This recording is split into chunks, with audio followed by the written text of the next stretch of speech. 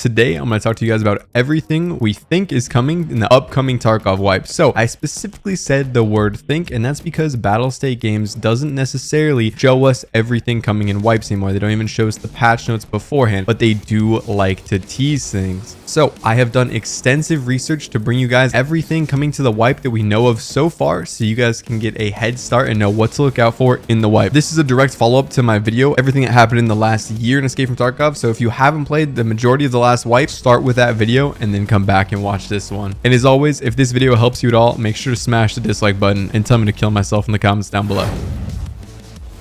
All right, so when we look at the roadmap, we actually are expecting a Unity engine upgrade. Now, we haven't updated the Unity engine in forever, so expect a lot of new bugs to pop up with this on the downside, but on the plus side, everyone's game should be running significantly better if all goes according to plan, and this will really set the bones for them to implement some new cool systems. A lot of things they weren't able to implement in the past were because they wanted to upgrade Unity. This will also be good to eliminate cheaters as well. So there's a lot of positives to this, and they've been working on this for the last year as far as I understand, or maybe even more. They did come out and say that there would just be FPS optimizations across the board with this Unity engine too. So hopefully, for example, if you guys are struggling on streets, that'll be a much more playable map for you. I could still see it being difficult to run just because there's so much being loaded in, but we'll have to wait and see how that goes. The next thing I want to talk about is the new boss. So if you are actually camping extractions and seeing extractions for long periods of time, this is going to be the first measure to stop extraction campers. You're actually going to start lowering your karma, is what the original idea was, and this bounty hunter boss is going to come after you and kill you. From what we understand so far, he's only going to hunt people that are extraction campers, and depending on how the balancing goes on this, it might be a positive. If he's easy to kill, for example, then people might go ahead and camp extractions and go ahead and lower their karma, so this boss goes after them. However, I wouldn't be surprised if this guy absolutely smokes, and a lot of evacs that you camp outside of something like D2 are usually outdoors. Like, I'm thinking something more like interchange, right? And I think he would absolutely smoke you. I'm not sure how he will work outside of him hunting down people in these extractions, because he is also supposed to come with some new equipment. He was originally supposed to come with claymores, which you could go ahead and set up if you defeat him. You could booby trap boxes, booby trap bodies, etc., etc. So I'm not really sure how they're going to balance that. Maybe he's super aggressive and really turned up if someone is going ahead and camping the extraction, and then he's just more like a typical boss if you were to run into him naturally. We'll have to wait and see, but I did mention karma in that, and so maybe it is possible that the full PMC karma system comes out. Now, I really doubt that the full PMC karma system comes out, as if you guys have heard about this, they originally wanted to be like faction based. So think of games like PlanetSide, World of Warcraft, where you pick a faction, Bear or Usek, and you work with that faction and only kill the enemy faction. That was kind of the original idea of the karma system, but maybe this will just be the first iteration of the karma system to go ahead and tackle those people sitting in extractions and effectively kind of ruining the game. Talking about extractions, there is the potential that we have map to map travel.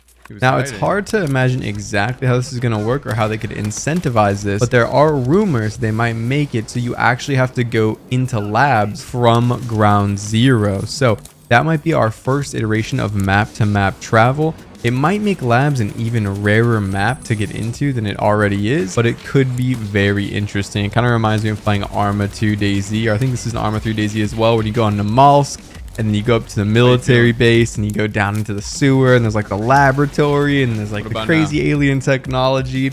It's like the second level, or if you've played Dark and Dark, it's going down the red portal. It's the harder level. So that could be an interesting way they go ahead and try and balance laboratory. And maybe with that change, they would remove the access cards, or potentially the access cards would just be going down. This was covered in my last video, but if you missed it, the flea market no longer has found in raid restrictions, guys. So this is really big. You're gonna be able to sell everything, even if you die with it inside of your pouch, and there's no longer going to be any limits on anything from the traders. So you will have your own personal limits, but there will be no global limits. So things will never be out of stock. So no more setting a timer on your phone to grab something from Mechanic or Jaeger or whatever it is. You will always be able to get that. The next change that I am really looking forward to is armored mannequins. So you're actually going to be able to set up a full kit on your mannequin. You can just press a button and port over, and hopefully this works like a charm, because the preset system in the game really does not work well whatsoever. But if you utilize this, utilize your gun rack and some presets, and then just load it up quickly, and you also have the magazine presets, you could be back into a raid in no time at all. I don't know about you guys, but I probably spend way more time than I would like to admit actually in the main menu in Tarkov, and I've made my stash hyper efficient. I even got ChatGPT. I wrote a little bit of code, and I got the most efficient stash you could possibly ever run. If you guys want to see a video on that, I will go ahead and do that. But these mannequins will be massive. Even if you don't utilize them for kits, it'll just be fun to go ahead and build cool mannequins in your stash. Also, while we're talking about the hideout, the cultist circle will be coming to the hideout. Now, we don't know a lot about the cultist circle, but there's rumors going around that it might work sort of like the scav junk box, and it's kind of like a lottery type system. So maybe you'll take some really valuable items and allow you to go ahead and, you know, roll it as the lottery. We'll have to wait and see. Up next is factory. So they're completely revamping factory. Apparently, from what I've heard, not only is it just like a fidelity upgrade, but the map itself is being overhauled quite tremendously. And I gotta say, I'm really looking forward to this. Factory has been the backbone of Tarkov PvP for forever. Maybe if you're a little bit newer to the game, you may not agree, but for those of you who've been playing like 2016, 2017, it has been the backbone of Tarkov PvP for years, and it's going to be great to see it revitalized. As of right now, I mean, you can go around killing everyone, but there's not really much loot on the map whatsoever,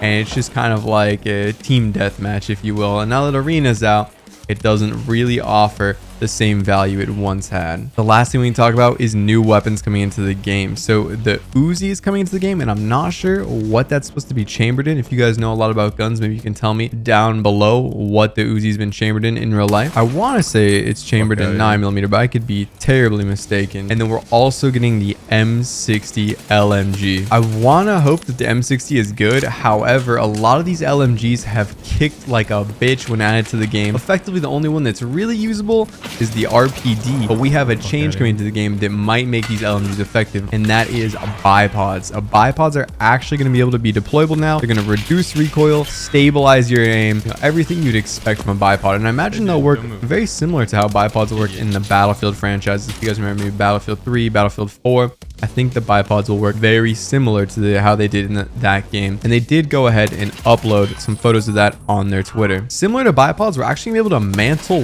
walls now, and it'll stabilize your weapon a little bit, not like bipod level, but a little bit.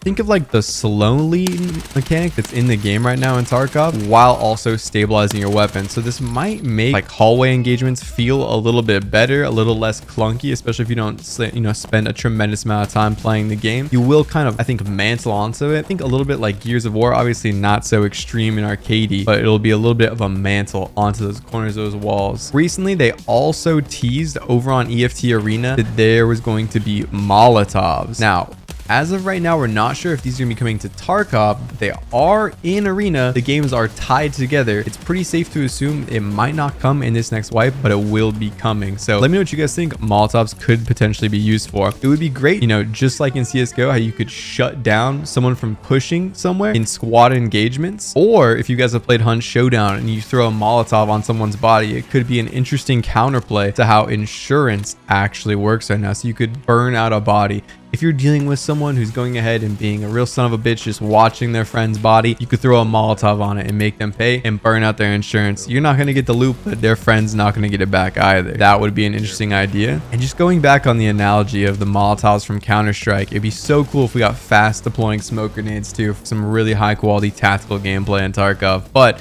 that's what I would personally love to see in Tarkov. What would you guys like to see? I will do more videos covering this. Once the wipe comes out, I will go into depth on every single update and how it affects you if you guys are interested in this. And if you made it this far into the video, thank you so much. I'll see you guys in Discord and on the live stream. Peace out, guys. See you there.